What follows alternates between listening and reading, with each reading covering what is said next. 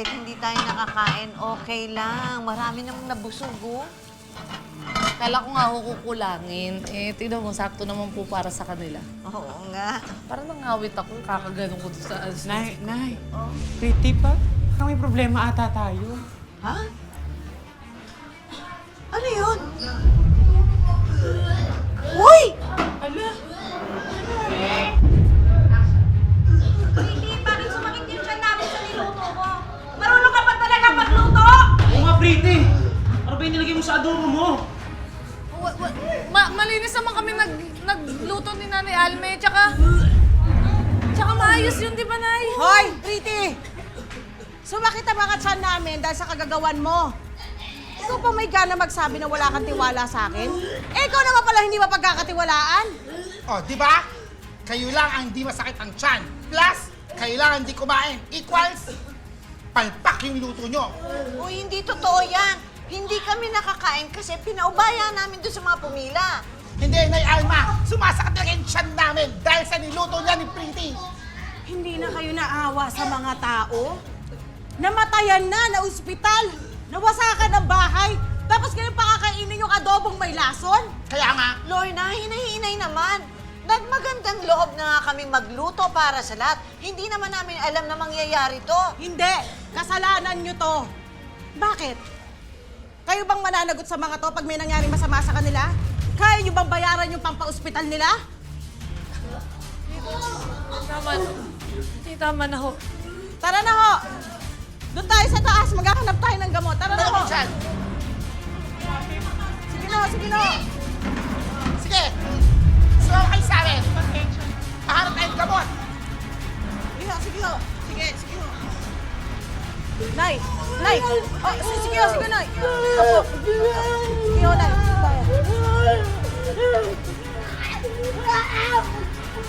Sige po, Nay. Dahan-dahan po.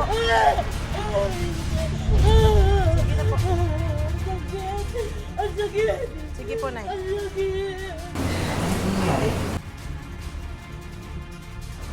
Marami nagsuka kasi sa mga kumain ng niluto na.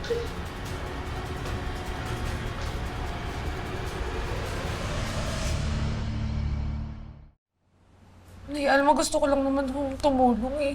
Pero bakit parang sama-sama ko sa kanila? Pretty, ang mahalaga, malinis ang konsyensya natin. Alam natin sa sarili natin na wala tayong ginawang masama. Tingin ko wala namang kasalanan si Ate Pretty tsaka si Aling Alma. Di naman sila burara magluto eh. Ako rin eh. Iniisip ko nga, di kaya karne yung may problema? Napasa kasi akong ganun dati. Sa karne nagsisimula yung contamination ng pagkain. Teka, saan kayo bumili ng karning baboy si Lorna? Baka dapat doon tayo mag-imbestiga. Hindi ko nga ho alam. Aling Alma, nakita po namin si Ate Lorna bumibili ng pagkain sa palengke. Pwede po tayo doon magsimula. Bigyan mo ako ng 20 kilos, ha? Pero discountan mo pa ako.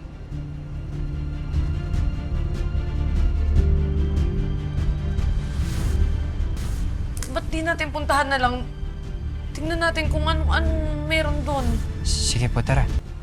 Puntahan na natin. Tara. Apple Pie, dito na lang muna kayo. Iwan ko Sandali. lang muna ito dito.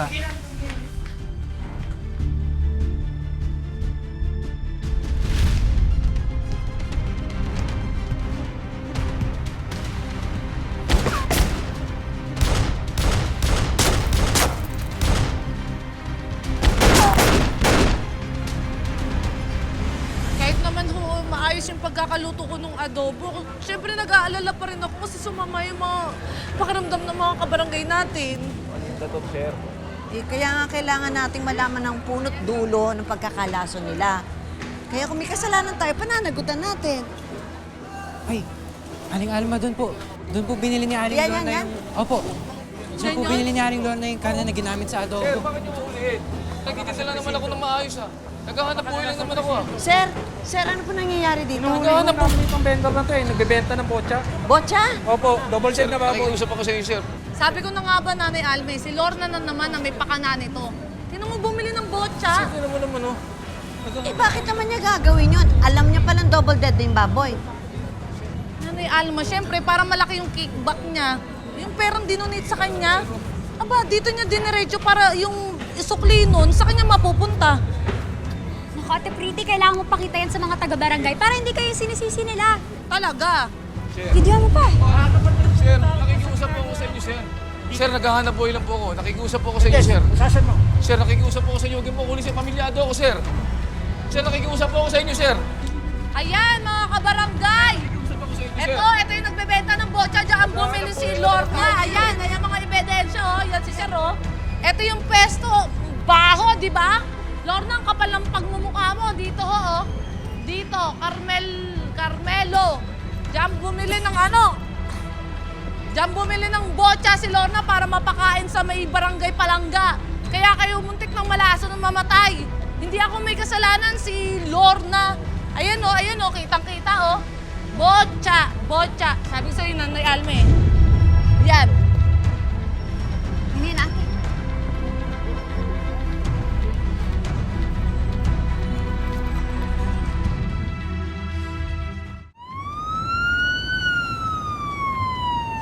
Sir, ilang beses na tayo napahamak ni Senator sa ating mga dating operasyon. E ngayon, susugod tayo sa laban na kasama niya. Ayoko na po sanang magsalita, sir, pero tama po si Paeng. Wala na tayong magagawa. Utos ng presidente. Magtiwala na lang tayo sa kanila. Pero mag-iingat pa rin tayo sa pwede mangyari sa Isla Lakdan. Yes, sir.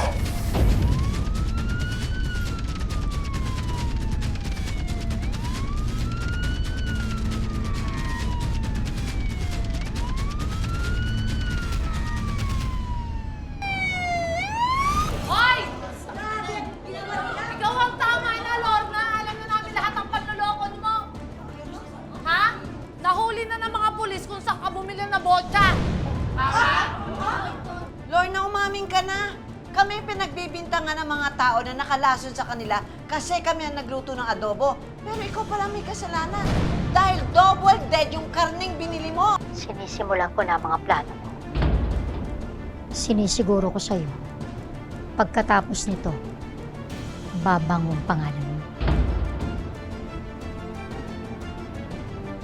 Buong bansa ituturing kang bayani. Lahat pupurihin ka. Basta ako nang bahala kay Edgardo. Bukas, kung buhay pa siya, mawawala na sa kanya lahat. Ang nakikita po ninyo ay listahan ng mga most wanted criminals ng bansa. Nanggaling po ang listahan na ito sa isang malapit at maaasahan na kaibigan.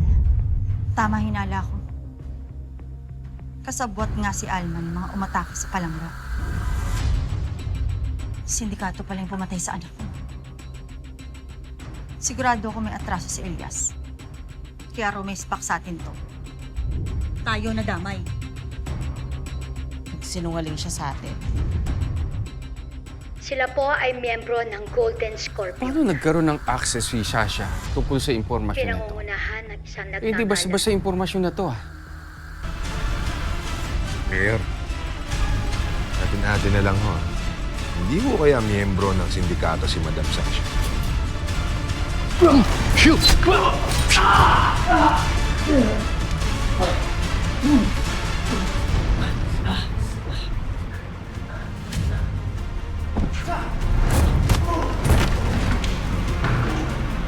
Isasama kita sa uway! Ja! Ja! Ja!